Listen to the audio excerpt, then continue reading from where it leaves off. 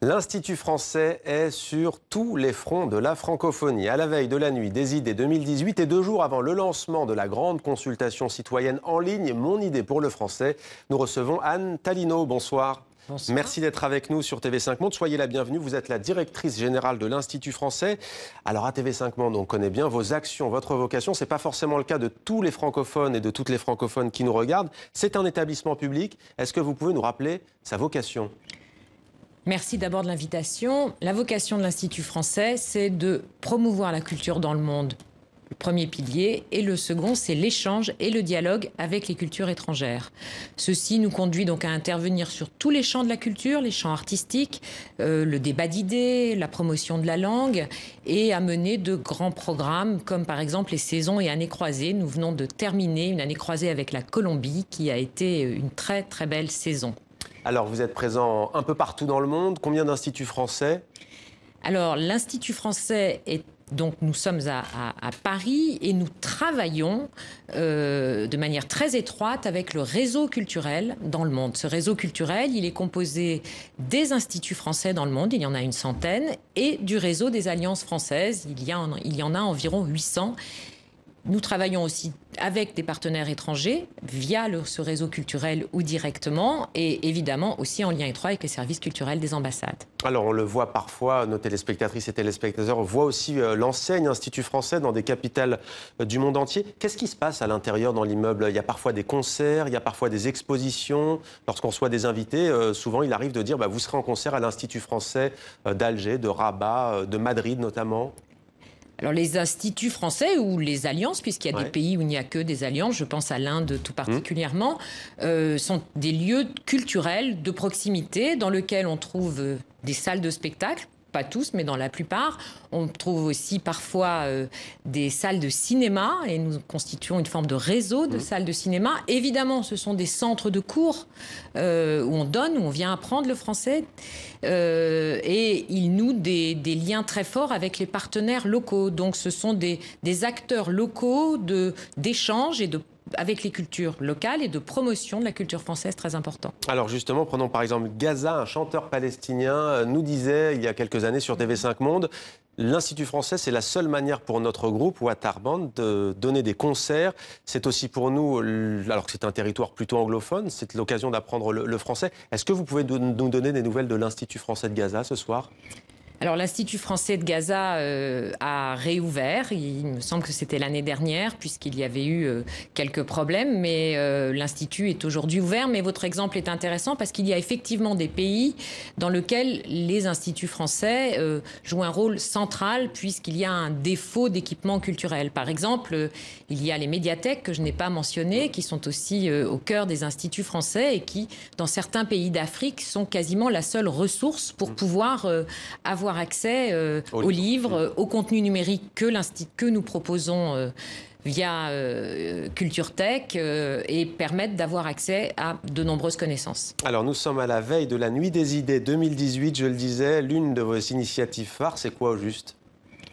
La Nuit des idées, c'est la 3e édition de cette Nuit des idées et c'est donc un moment où nous proposons, donc c'est le 25 janvier, c'est demain, dans le monde entier, des débats d'idées. Il y en aura 170 cette année. L'année dernière, c'était une centaine, donc nous sommes extrêmement heureux de voir que ça prend. Il y avait environ 50 pays. Cette année, nous en avons 70 participants. Et ce sont des débats d'idées qui proposent de nouvelles formes. D'abord, c'est la nuit. Donc la nuit, forcément, c'est festif. Cela permet de transcender la géographie. Nous serons présents sur les 5 continents.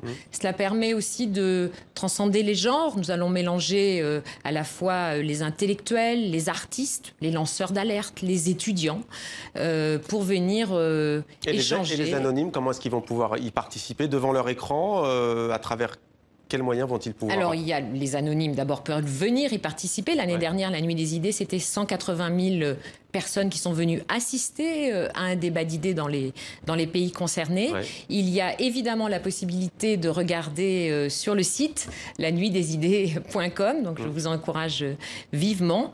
Et puis, à venir et à prendre la parole aussi dans le cadre d'échanges avec le programme qui sera proposé. Et il y aura du beau monde, il sera notamment question de science avec l'astronaute Thomas Pesquet dont on a beaucoup parlé en 2017. Il sera à Londres. L'ex-ministre française de la Justice Christiane Taubira sera, elle, à Montréal. Le dramaturge Olivier Py à Avignon. Et puis à New York, on va justement voir pourquoi elle participe à l'événement. Cynthia Fleury-Perkins, professeure associée à l'école des mines ParisTech. Pour moi, l'imagination au pouvoir, c'est déjà le rappel que la racine de l'état de droit, c'est la liberté de la pensée. Donc c'est la raison imaginative, la raison inventive. Après, il y a la question, je dirais, de la transgression, c'est-à-dire comment on fait advenir politiquement quelque chose, comment on crée les conditions d'émergence d'un événement. Là aussi, la question de l'imagination est importante.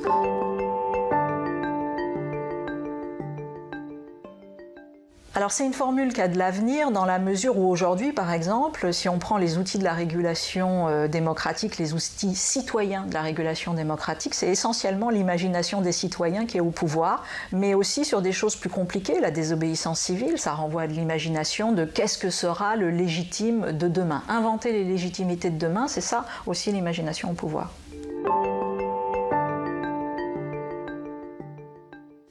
Alors pour la nuit des idées 2018, j'aurai la chance d'être à New York, à la Brooklyn Public Library, et donc ça va être grandiose. Voilà donc, il y a aussi Chimamanda Adichie. Alors j'ai choisi son cas et je vous demande quelques mots sur cette grande écrivaine nigériane parce qu'elle est issue d'un pays anglophone. Elle vit entre le Nigeria et les États-Unis. Elle est traduite en 25 langues. Là, c'est quoi? C'est le symbole de l'ouverture de la francophonie vers d'autres horizons? Exactement. Donc nous avons Chimamanda Adichie va venir lancer symboliquement la nuit des idées au Quai d'Orsay en première partie de la nuit pour permettre après d'aller dans les nuits des idées qui se dérouleront à Paris. Chimamanda Adichie, c'est une figure aujourd'hui qui parle aux gens de moins de 40 ans, aux moins de 30 ans, les gens qu'on ne voit pas forcément dans les débats d'idées. C'est une figure qui est devenue culte, même Beyoncé la cite. Et elle symbolise exactement ce que vous avez mentionné, le dialogue entre la culture nigériane, africaine, la culture américaine. L'émancipation des femmes aussi dans un pays qui est ravagé par une guerre civile terrible. Elle a une position féministe extrêmement inclusive d'ailleurs, très forte et assumée. C'est une parole libre, c'est une parole de dialogue avec le monde et nous avons pensé qu'elle serait un magnifique symbole au Quai d'Orsay demain soir pour lancer la nuit des idées. Je voulais juste revenir sur la petite vidéo de Cynthia Fleury. La nuit des idées à New York, c'est la Brooklyn Public Library. L'année dernière, c'était 7000 personnes en une nuit. En une nuit, c'est pas mal. Alors Patrick Simonin, je le précise, recevra tout à l'heure Pierre Aski qui animera la nuit de la presse organisée pour la première fois à l'occasion de cette nuit des idées. Alors on va maintenant parler du président français Emmanuel Macron. Leïla Slimani a été nommée récemment sa représentante personnelle du président de la République pour la francophonie. Elle veut déringardiser, c'est un peu sa mission, la langue française, qu'elle trouve cool d'ailleurs. Et vous la trouvez comment la langue française? Nous la trouvons moderne. Nous nous attachons à la promouvoir et à la promouvoir de manière moderne. Par exemple, nous développons dans le monde entier des hackathons sur la langue française. Ce sera cette année à Tunis ou à Hong Kong. Pour nous, la langue française, c'est une langue avec laquelle, qui non seulement incarne des valeurs, mais c'est une langue avec laquelle on travaille, c'est une langue avec laquelle on crée.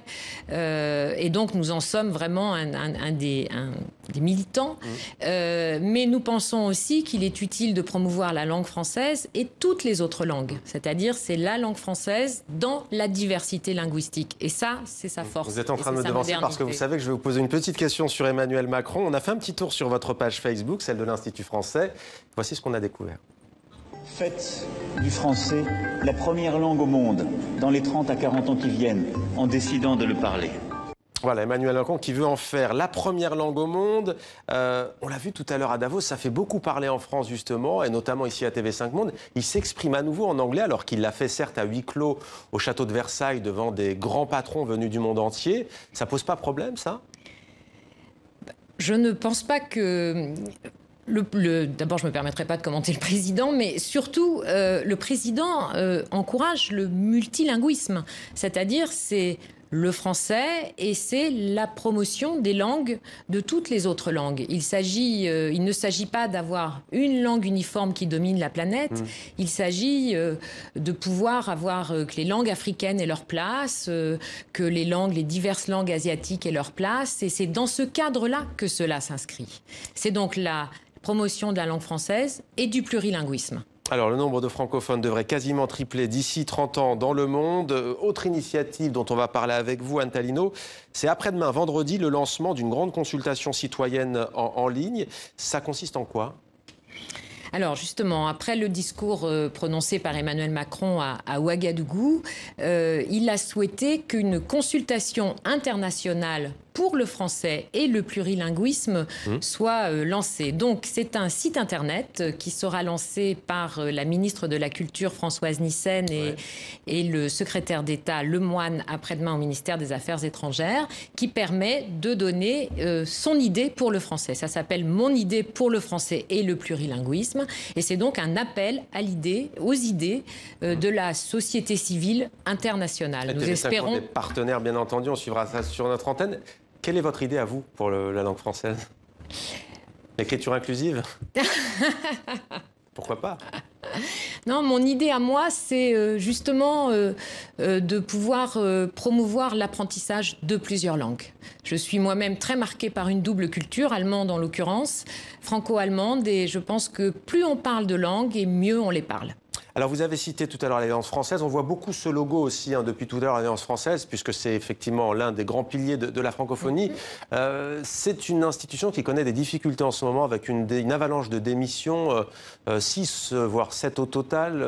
Est-ce que ça vous inquiète ? Est-ce que ça vous affecte, puisque vous travaillez en étroite collaboration avec l'Alliance française ?